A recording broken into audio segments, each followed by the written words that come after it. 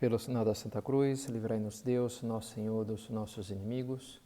Em nome do Pai, do Filho e do Espírito Santo. Amém.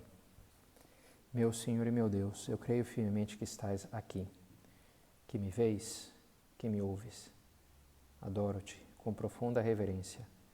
Peço-te perdão dos meus pecados e graça para fazer com fruto este tempo de oração.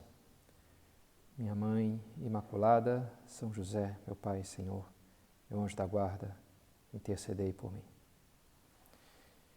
De modo algum morrereis. Pelo contrário, Deus sabe que no dia em que comerdes da árvore, vossos olhos se abrirão e sereis como Deus, conhecedores do bem e do mal. É o argumento, ou mais bem a promessa, que dá a serpente a Eva, tentando e conseguindo iludi-la para que comesse da árvore do fruto proibido, da árvore do bem e do mal. Ser como Deus, conhecedores do bem e do mal. Pensava nisso há alguns anos atrás, veio aqui visitando um professor português para um simpósio na universidade. E ele falava, olha, me parece que há 3 estágios ideológicos. Primeiro, o ateísmo, tirar Deus da jogada. A gente pensa, sei lá, Nietzsche, Sartre, vamos dizer, para o homem ser livre, para o homem ser totalmente o que ele está chamado a ser, o super-homem, Deus tem que morrer. Porque se tem Deus, eu não vou poder fazer tudo que eu quero, não me preocupar com nada. Então, tira Deus, porque senão o homem fica diminuído. Se tu tira Deus, aí o homem se torna Deus, né? Depois do ateísmo, o materialismo, tirar a alma. Não, porque se a gente pensa numa realidade espiritual, uma alma, então já começa a ter uma coisa depois dessa vida, já começa a ser algo que está meio fora do meu controle. E não, tem que ser tudo material, porque aí tudo eu não tem uma intervenção sobrenatural. Joga fora a alma não conta. E um terceiro estágio, vendo, né, uma espécie assim de evolução, de caminho, seria o dos nossos tempos, a ideologia de gênero, dizia esse professor português, que antes tirou Deus, tirou a alma, agora tira o corpo. O corpo não conta, o que conta só é a minha vontade, a minha liberdade. Passando já por cima de qualquer decreto divino que se pudesse pensar, de uma existência de um juízo depois dessa vida, que também não existe mais, e agora também da própria realidade corporal. O que importa é o que eu quero, não o que meu corpo me diz. Meu corpo não conta para nada. Se ele me diz que eu sou homem, mas eu sinto que eu sou mulher, prevalece a minha vontade. Significa que eu sou mulher, ou que eu me sinto que eu sou um paralítico, eu sinto que eu sou criança, eu sinto que eu sou velho. Então isso é o que conta. Se a realidade é contra isso, é pior para a realidade, né? Padre amigo meu, Padre Antônio, ele dizia, não, eu tenho que admitir que eu já fui um homem preso no corpo de uma mulher. Eu fui. Durante 9 meses, depois eu nasci. Ele dizia assim, um pouco com a pegadinha, né, brincando. Mas além, assim, de piadas, parece que há algo aqui, sim, né, dizia esse professor, dessa revolta contra a realidade do mundo e que eu que estabeleço, eu vou estabelecer o que é o certo e o que é o errado, o que é o que não é. Essa coisa imanentista de que a realidade vem de mim, não é algo externo, mas é algo que eu crio, conforme meu bel prazer. E pelo contrário, né, a atitude que a Bíblia nos recomenda é a oposta, é de aceitação. Eu me situo no mundo, aceitando a realidade do mundo, aceitando a realidade que eu sou criatura, não sou Deus. Que é uma série de elementos que estão mais além da minha capacidade de escolha. E muito bem, e nem por isso eu tenho que ser um revoltado, infeliz, né? É uma questão só de entender, de compreensão, que eu não precisaria ter essa realidade absoluta que Deus tem para ser feliz. Não é na verdade que eu preciso disso, né? Mas pelo contrário, a felicidade passa por olhar a realidade da minha vida e de alguma maneira aceitá-la e ver o que eu posso fazer a partir daí, quem sabe. Se há coisas que não é só aceitar, mas é também transformar, que há sem dúvida, eu tenho que começar com, olha, o que eu tenho que aceitar. Alguns são dados do problema, e não adianta eu querer alterá-los, me revoltar contra eles. Né? Nesse âmbito dos afetos e da sexualidade, um esforço muito importante nesse sentido foi o do Papa João Paulo II e a sua teologia do corpo, que é o nosso tema desse nosso recolhimento, de fevereiro. Já demos a primeira meditação, introduzindo o tema e falando da teologia do corpo feminino, o que o corpo da mulher fala sobre o ser mulher. E agora então vamos completar falando do corpo masculino, corpo dos homens. Para entender, e dentro desse processo, né, olhar a realidade e, bem, como é que se estrutura? Não algo que eu jogo fora e construo tudo do zero a partir da minha cabeça, mas eu entendo a realidade e assim é como eu vou realizar toda a sua potencialidade. Viver a aventura da vida real, não de uma vida virtual imaginária. Alguma vez você tem usado a expressão ecologia sexual, que é uma expressão interessante, né? Que nos faz pensar da ecologia, assim como é importante conhecer e respeitar os mecanismos do ecossistema que nos circunda, sem deixar que uma vontade de domínio, de poder, terminasse por destruir tudo, porque vão aumentar, vão ganhar mais dinheiro. Não, peraí, tem um negócio, tem que respeitar algumas leis aqui do ecossistema e tu vai acabar destruindo a nossa casa comum, que é a Terra, né? Então, não pode ter essa atitude assim voluntarista de eu quero, eu faço e acabou. Não, peraí, cara. Um pouco mais de respeito com a natureza das coisas, né? Com a natureza dos outros seres vivos, com as relações que existem, com toda a riqueza que tu pode estar pisoteando e passando por cima. Também, assim, a sexualidade humana tem os seus mecanismos próprios, que é preciso conhecer e respeitar. E disso se trata, portanto, esse empenho, né, da teologia do corpo, da virtude da santa pureza, da castidade, de contra essa postura dominadora e positiva, mas ter uma atitude mais respeitosa que vai nos levar por um caminho muito mais construtivo, muito mais harmônico, muito mais feliz. Então, entender o que significa ser homem a partir do corpo do homem, do corpo do varão. E se olhar para o corpo da mulher, a primeira, talvez a palavra mais presente, mais forte, talvez a palavra das que eu mais falei na meditação passada, que nos vem seja beleza. Beleza, né? O corpo da mulher é belo. A mulher, a vida dela tem a beleza tem uma força muito especial, né? No universo feminino. E talvez ao falar do homem, se tivesse que escolher uma palavra, eu diria força. Força. O homem é mais forte do que a mulher, fisicamente. São José Maria escreve em Caminho, mais forte do que o homem e a mulher. Ele fala o contrário do que eu acabei de falar, né? Mas enfim, ele está falando numa realidade assim, espiritual. Mas de todos os modos, no homem as coisas são mais violentas. A própria sexualidade é mais violenta, não é verdade? Isso implica uma missão própria, diferente, com seus dramas e grandezas específicos, que é importante entender, conhecer para viver. Christopher West, ele diz, sem dúvida, falando para homens, né? Sem dúvida foi-lhe dito que se distingue a virilidade conquistando mulheres para si. O homem é homem mesmo, conquistou ali todas umas meninas ali, isso é homem. Não, ele diz, a verdade é que a virilidade é encontrada conquistando nós mesmos para os outros. Através dessa entrega total de nós mesmos, descobrimos por que Deus nos fez homens. De fato, se não damos uma resposta adequada a essa questão, por que Deus me fez homem? Iremos falhar no próprio objetivo e sentido da nossa vida. Interessante, né? Por que eu sou homem? O que significa ser homem? Qual que é a minha missão enquanto homem? E para isso vamos falar dessas três características. Força, iniciativa, responsabilidade. Que de uma maneira são representadas, ou indícios a gente encontra ao contemplar o próprio corpo humano, a própria dinâmica sexual masculina, né? E a primeira é justamente a força.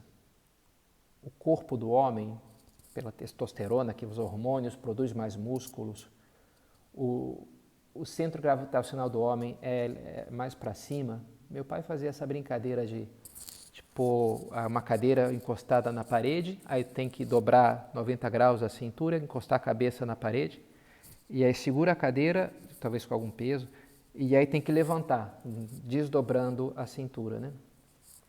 E os homens não conseguiam fazer isso, as mulheres sim. E ele explicava, não, sabe por quê? Porque o centro gravitacional da mulher é mais para baixo. Talvez até por isso saia seja uma coisa, eu pensava, né? Uma roupa mais feminina, porque sugere um centro gravitacional mais baixo, né? O triângulo assim. O homem, o corpo masculino é o triângulo invertido, né? Os ombros do homem são mais largos, a mulher a bacia, tudo tem para a gravidez, né? E os braços do homem, que é a ação, que é a luta, que é a guerra, são mais fortes, os ombros mais largos.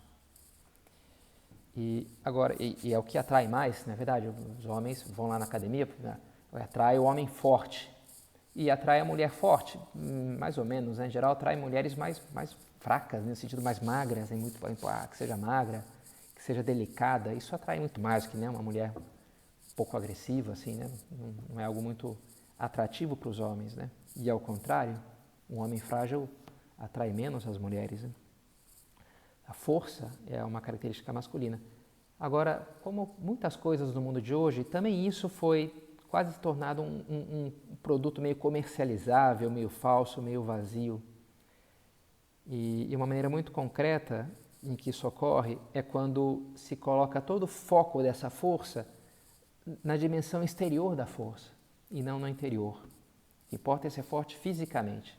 E às vezes nem isso, né? O que importa é aparentar força física. E às vezes, né, tu pega guris de academia, bastante musculosos, mas eu já tenho visto alguns casos, não consegue dar 2 corridinhas ali na volta, já cansa logo, ou mesmo carregar muita coisa por muito tempo, porque ele tem muito torque, né, que se diz, né? Hipertrofia gera torque. Ou seja, é capaz de fazer muita força, e isso que faz o músculo inchar. Mas, num momento, mas não é capaz de, não resiste, não tem capacidade cardiovascular, né, pulmonar, de oxigenação. É só um músculo ali, mas não é uma pessoa forte de verdade, não tem boa saúde, por exemplo, né? É um negócio só inflado. Uma pena, né? Sobretudo quando você pode até ter uma força física muito boa, mas falta a coragem, a força interior. É típico encontrar em histórias isso, né? O soldado fortão que é um covarde na hora da batalha. Esse filme, até o Último Homem, né? Tem esse personagem que é tão recorrente, né? O cara lá todo fortinho, mas depois é um grande covarde, né? Na hora que os tiros começam ali. E é uma pena, né? É uma decepção isso daí, diz Jason Everett. Se um homem não possui força interior, ele é uma contradição ambulante do que significa ser homem. Se não é o ser forte, é apenas um aparentar.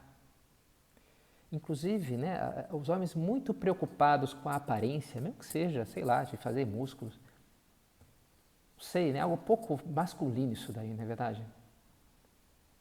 Ah, não, mas ser forte é uma coisa de varão. Mas olha, mas preocupar-se demais com a aparência não é muito de varão, não, sabe? É um negócio assim, pouco masculino, né? Tá muito preocupado com não sei o quê, com o cabelo, com a roupa, que eu vou andar com uma roupa aqui especial. Cara, não é isso que vai... okay. As mulheres se atraem mais pela bondade do... Cara, que é sim, claro, tudo bem, né? Pode ter alguma outra moça mais frívola, que uau, né? Uma coisa assim. Mas não é um caminho para construir uma relação saudável e boa, né? Não focar no aparentar, focar no ser. Isso é o que importa. Isso é o que significa realizar a essência do ser varão. E a força se demonstra, sobretudo, no sacrifício. Essa é uma palavra-chave também para entender o papel do homem, né? No casamento, por exemplo. É sacrifício. Sacrificar-se. Isso é o que faz com que o homem se realize como homem. Bonito São José, grande exemplo de varão, de pai, na verdade, na igreja, estamos vivendo o ano de São José. E ele faz isso, ele se sacrifica, né?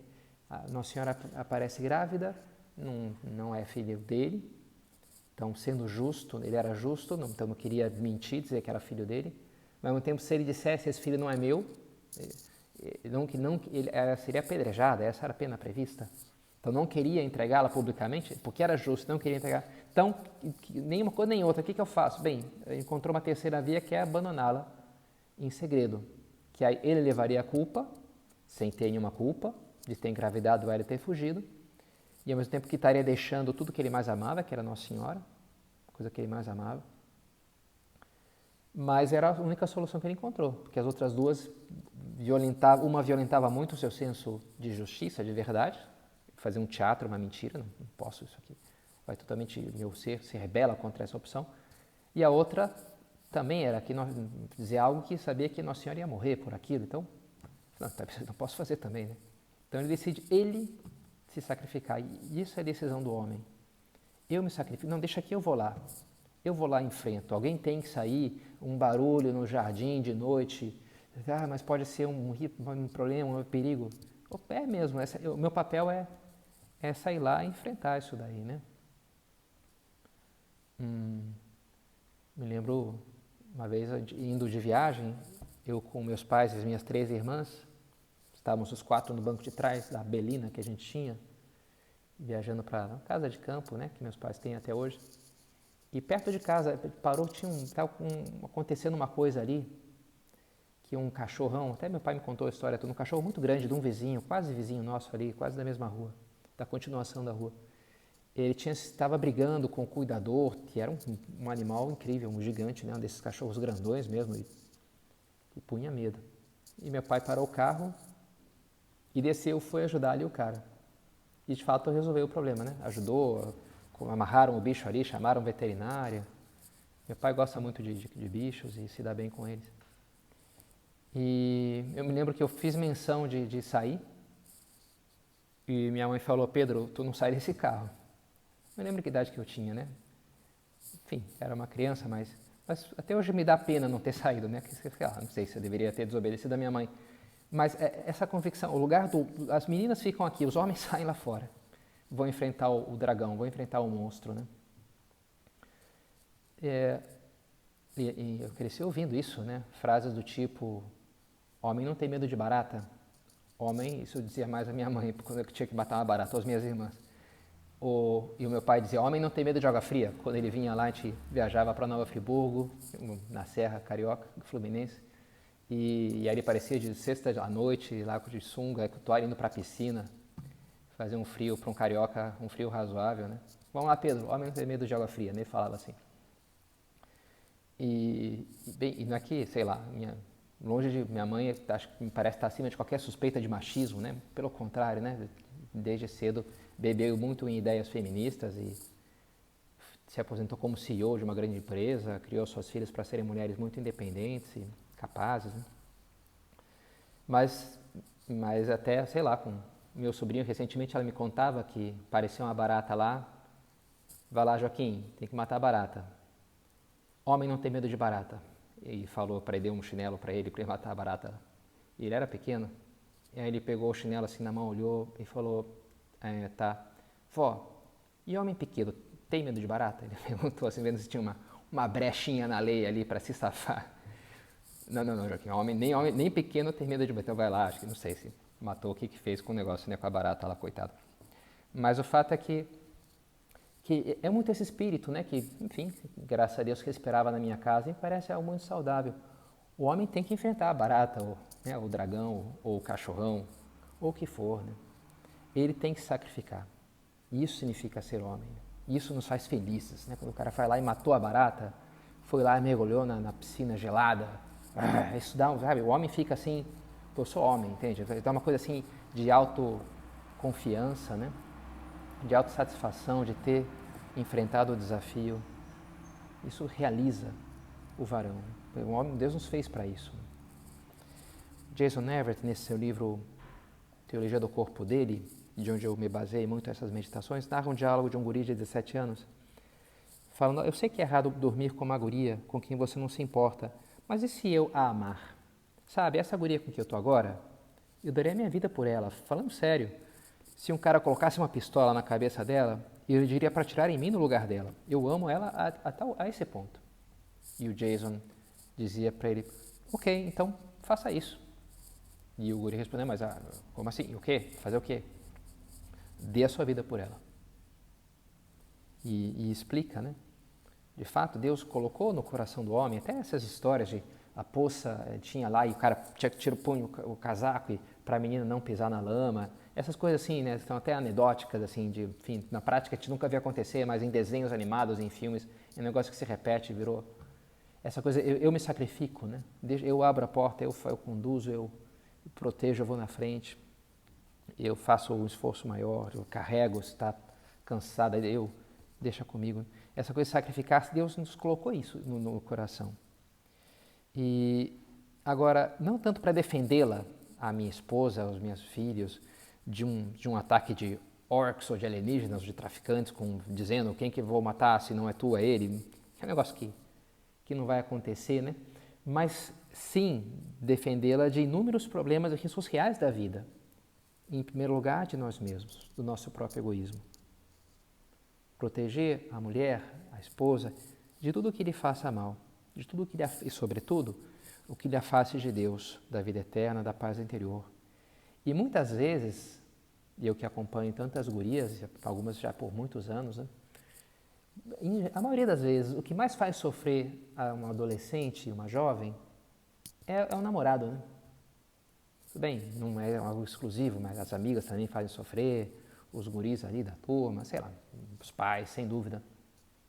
Mas às vezes o que fere mais profundamente é a pessoa a quem nós amamos e que nos ama, com quem temos uma relação de afeto profundo, né? A missão do homem de sacrificar-se sobretudo, tem que passar por dominar-se por proteger. Eu vou proteger me dominando, me sacrificando. Ser homem de verdade implica isso. Não sacrificar o outro para mim, mas me sacrificar pelo outro. Nesse livro, o Jason Everett narra de uma guria que ele conhecida chamada Jéssica, que entrou, infelizmente, né, por caminho da prostituição, de produzir pornografia, e morreu com um ataque do coração por excesso de drogas. Deixou uma filhinha de 6 anos, de um pai desconhecido. E quando fotos dela estariam, quem sabe até hoje estão circulando na internet, né? Fotos e vídeos pornográficos, sei lá, né? E pensa bem, até hoje, né? O cara pode estar vendo ali a Jéssica que morreu, sei lá, né? 10 anos atrás e teve uma vida tão triste, né? Ok, analisa o fato o Jason Everett, foram decisões equivocadas dela, mas havia homens na sua vida que tiveram a missão de protegê-la, começar pelo seu pai, né? Seus irmãos, seus amigos, e não dedicar-se a usá-la, usar-se dela, como certamente foi usada, como também usou, né, outros homens. Mas homens usaram a pobre da Jéssica e ela então gastou a sua vida dessa maneira tão infeliz, né? Então, não ser predador. O homem tem que escolher em ser predador ou protetor. Fomos feitos para ser protetores, não predadores, que gastam, que usam, que abusam. O que importa é o seu prazer, o que importa é a sua satisfação. E a mulher é um instrumento. É abominável isso daí, né? Profundamente abominável. E não tem nada de ser realmente homem, isso pelo contrário, é a antítese do homem. Enfim, mais um segundo ponto. Olhando para os corpos, para a diferença sexual, a gente vê que a mulher, então, o corpo da mulher nos fala de uma receptividade. E o corpo do homem nos fala do impulso, da iniciativa, do dirigir-se a ela, do sair de si mesmo. Não é à toa o Cântico dos Cânticos, no 5º capítulo, é o homem que bate, o amado que bate a porta da esposa que está dormindo, né? Ela se faz um charminho ali, demora para abrir, né? Ela tem que escolher abrir. O homem vem e bate. Ele vem até ela. A parte da mulher é mais o de atrair. E a princesa não sai atrás do príncipe, né? Ela está lá, é a princesa. O príncipe que tem que ir atrás dela. E tem que matar o dragão, ele que tem que descobrir o tesouro ali escondido e que ele vai valorizar, e que ele vai se tornar bom o suficiente para merecê-lo, né? E é interessante, né? Porque todo esse impulso sexual do homem, que é forte, né? O homem tem 20 vezes mais testosterona que a mulher, isso lhe dá um impulso sexual muito mais à flor da pele. E isso é muito importante, né? Porque cabe a ele justamente o romper com o status quo, o sair da zona de conforto, vencer o comodismo e ir até ali, né? Romper a bolha. E isso tem algo do que Deus faz conosco também. Na meditação passada a gente já falava, né? Deus que se revela aos poucos, e isso tem algo de feminino. Agora tem algo de masculino ao fato de Deus tomar a iniciativa. No Cântico dos Cânticos, quando todos os comentaristas santos que falaram desse livro, sempre é isso, o amado é Deus e a amada é a alma humana. O ser humano diante de Deus, ele tem um papel mais feminino do que masculino, de receptividade, porque Deus é quem se entrega, né? E assim como Deus vem a nós e rompe na história, o Verbo se fez carne e habitou entre nós, cabe ao homem fazer isso. E por isso o maior modelo de varão não é outro que o próprio Jesus Cristo, não é verdade? Que veio até nós e se entregou por nós. O Filho do Homem não veio para ser servido, mas para servir e dar a sua vida em resgate por uma multidão. Cada homem, cada varão tem essa missão de dar a vida, de ser o soldado lá capaz de morrer no combate, de ser o pai de família que vai defender ali o seu filhinho, a sua filhinha e a sua esposa, quando vier o ladrão, quando vier que vai carregar nas costas, que vai, ainda que está passando por um problema ali financeiro grave, mas vai chegar em casa e não vai despejar aquilo tudo nos pobres filhos, vai defender ali que seja um remanso onde os filhos possam crescer felizes, um pouco alheios aos dramas do mundo lá fora, porque ele constrói um muro protetor para a sua família, porque ele apanha, porque ele está disposto a dar a vida, né? Não ser servido, mas servir. O próprio Jason Everett, ele narra que no seu casamento, ele pediu para o padre que o evangelho fosse o evangelho, a narrativa da paixão do Senhor. Em geral, o mais comum me parece que é a das bodas de Caná, Jesus presente num casamento, justamente, né? E chocou um pouco, né? Toda aquela coisa glamurosa e bela do casamento e o padre lendo o Jesus morrendo na cruz, pregado, né? E com a coroa de espinhos e o sangue, né? Um pouco chocante. E o Jason Everett, ele falava, mas isso aqui, para mim, dizia tudo sobre a promessa que eu iria fazer em seguida para minha noiva. Nas palavras do próprio Jesus, ninguém tem maior amor do que aquele que dá a vida pelos seus amigos. Ele entendia, olha, Cristo se entregou pela sua esposa, a igreja. São Coríntios, né? São Paulo usa muito o matrimônio, ele baseia isso na entrega de Cristo pela igreja, assim a entrega do homem por sua esposa. E é isso que a realização plena do matrimônio é isso. Eu estou aqui para me casar com essa mulher, não para que ela me dê aquilo que eu quero, ela me faça filha, ela complete aqui a foto. Não, eu estou aqui porque eu estou me doando por ela. Meu objetivo é dar minha vida por ela. Essa é a minha meta, né?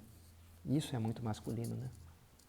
Dar a vida pelo outro, né? Dar a vida pela esposa, pela família, pelos ideais mais elevados. Então, essa coisa da iniciativa, o sacrifício que é ir até o outro, que é romper as barreiras, que é vencer o comodismo. E depois um terceiro elemento que tem a ver com a paternidade. Jason Everett, ele narra de um guri que conheceu, que escutou uma palestra sua, resolveu mudar de vida. Tinha uma vida confusa, no âmbito, isso, né, afetivo, sexual, e falou, bem, chega dessa confusão, chega dessa, vou tomar jeito na vida.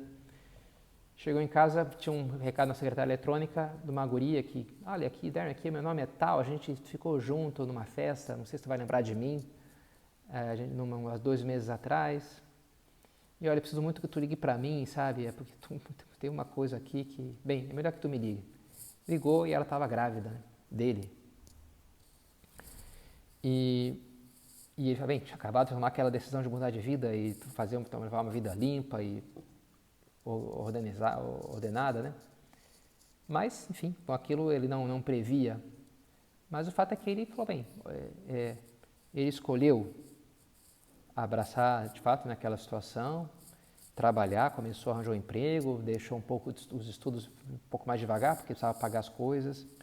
E o Everett elogia, olha, diz, Darren não tinha planejado ter um filho, mas ele sim escolheu tornar-se um pai. Ele optou por aquilo. Ele não tinha pensado em ter um filho naquelas circunstâncias, quem pensaria, né? Mas ele tinha a escolha, sei lá, do quanto ele ia abraçar aquilo e ser responsável, e ele optou por abraçar e ser responsável. E essa é uma característica da sexualidade humana, né, do corpo masculino. O efeito do ato sexual fica fora do corpo masculino. É o corpo que fecunda, não é fecundado. Daí que existe toda uma questão da atitude que eu vou ter com aquilo que não está em mim, que está na mulher, né? Da atitude que eu vou tomar ou deixar de tomar em relação aos frutos oriundos daquela relação. A luta entre a covardia egoísta e a responsabilidade. E o que eu faço ao redor disso, né? E é uma pena que muitas vezes possa vencer o egoísmo. na tumba do Gandhi, ou Gandhi, né, o líder indiano, tem uma frase, o Papa João Paulo II visitou e elogiou aquela frase, que é bem interessante. As raízes da violência, 2 pontos. Riqueza sem trabalho, prazer sem consciência, conhecimento sem caráter, comércio sem moralidade, ciência sem humanidade, culto sem sacrifício, política sem princípios. Interessante, né? 7 raízes, né? Curiosamente, os cristãos falamos dos 7 pecados capitais. Nunca me deu trabalho, mas poderia bater riqueza sem trabalho, riqueza avareza, prazer sem consciência, luxúria. Enfim, vou deixar para vocês fazerem as relações aí. Mas no meio está isso aqui, prazer sem consciência. Eu quero, ligo a chavinha, dane-se o mundo, né? Eu quero meu prazer aqui, consequências, não importa as consequências. Mas olha, tu já pensou que dessa relação, por muitos meios que se coloca para impedi-lo, a mulher pode engravidar? Que esses meios não são 100%, né? Enfim, nem sempre se colocam também, mas quando se coloca, a eficácia não é 100%. Não parou para pensar que daqui a pouco pode estar tendo um filho, teu primeiro filho ou filha, né? E numa situação que ele mereceria, quem sabe, umas circunstâncias melhores para vir ao mundo do que essas que tu vai estar oferecendo para ele. Tu não parou para pensar? E a resposta é não, porque não quero pensar. Eu quero ter o meu prazer agora, e se isso aqui vai prejudicar alguém, não quero saber, dane-se o mundo, né? O que importa é que eu quero muito isso daqui. E aí depois a pessoa, o prazer sem consciência, né? E tem muito a ver com a crise da paternidade dos mundos de hoje. Jason Everett narra de um guri que ele viu lá, que uma hora ele estava esfaqueando um quadro do pai, que tinha abandonado ele, os seus irmãos, a mãe, para ir embora com uma guriazinha, a secretária. E ele esfaqueava e dizia, eu te odeio, eu te odeio. E o Jason Everett dizia, olha, se ele tivesse morrido num combate, seria muito diferente, né? Mas aquela atitude foi uma atitude de egoísmo, dizer, olha, o meu amor por ti não é suficiente para que eu me sacrifique por ti. Eu vou buscar o meu prazer e se isso vai ser ruim para ti, pois paciência, pior para ti. E aquilo era um ato de rejeição, né? Que aquele guri entendia, porque meu pai é um canalha. Por isso toda a família se desestruturou, porque é abandonada por aquelas circunstâncias, né? A crise da paternidade tem a ver com isso, né? Com essa busca do próprio prazer e a fuga do compromisso. Por vezes se diz que um homem que vive muito bem a virtude da pureza tem uma pureza angelical. Por exemplo, eu estou escutando a biografia do Padre Pio e se fala dele, mas teve muitas tentações uma época na vida contra a santa pureza, contra a castidade, mas os freis todos eram unânimes de não, o Padre Pio vivia uma pobreza angelical, assim, um negócio acima de qualquer questão, né? Mas ao mesmo tempo, me parece que o oposto ao canalha, o homem canalha, não é tanto o anjo quanto o pai. Ok, que o abusador tem algo de animal, de besta, de buscar o meu prazer aqui como um animal, e na escala, digamos assim, da perfeição dos seres, logo abaixo do homem estão os animais e logo acima estão os anjos, né? Então, para dizer, o cara não é animal, pelo contrário, ele não é um nível abaixo, ele está um nível acima, ele está como os anjos, né? O domínio total da paixão. Ok, mas a verdade é que a gente não é anjo, nunca vai ser. E Deus nos deu sim um corpo, e nos deu sim paixões. E a nossa perfeição não passa por anular essas paixões, esse corpo, a corporeidade, mas por direcioná-los não para o egoísmo, que é a desordem do pecado, autossatisfação, mas para a entrega e o amor verdadeiro. Que isso sim vai acabar me levando à verdadeira autorrealização, à verdadeira felicidade, né? O oposto ao homem canalha é o pai. Pode ser um homem, sim, forte, né? E quem sabe até um pouco violento em certo sentido, mas que aquela mão forte se torna a mão que vai proteger o filhinho ali, né? A esposa, e é aquela mão cuja força está ao serviço do frágil, não para a destruição do frágil, né? Isso aqui, bonito, né? Ter essa atitude de eu aceito isso, eu me torno, eu escolho, me abro, me sacrifico, e toda a questão de abrir-se aos filhos, né? Tem muito aí também, tá, né, a ver com essa coragem, com o exercício da paternidade generosa, né? Mas, enfim, temos que terminar. Por vezes se diz que de trás de um grande homem existe uma grande mulher. E, de certo modo, isso vale também para Nosso Senhor, que não se casou, é verdade, mas de trás dele, de Nosso Senhor, de alguma maneira está Nossa Senhora, sua mãe, que estava ali, né, desde pequeno, que estava ali até a cruz. Junto, quando todos os apóstolos tinham abandonado, estava aquele conjunto daquelas santas mulheres, todos os apóstolos menos São João. E chefe daquelas mulheres, guia, estava a Santíssima Virgem Maria. E também nós podemos sempre contar com essa mulher fortes, como diz a Escritura, né? A mulher forte, que ficou junto à cruz até o final, apoiando seu filho no momento de dor e sacrifício, porque ela também estará sempre ao nosso lado. Dou-te graças, meu Deus, pelos bons propósitos, afetos e inspirações que me comunicaste nessa meditação. Peço-te ajuda para os pôr em prática. Minha Mãe Imaculada, São José, meu Pai e Senhor, meu anjo da guarda, intercedei por mim.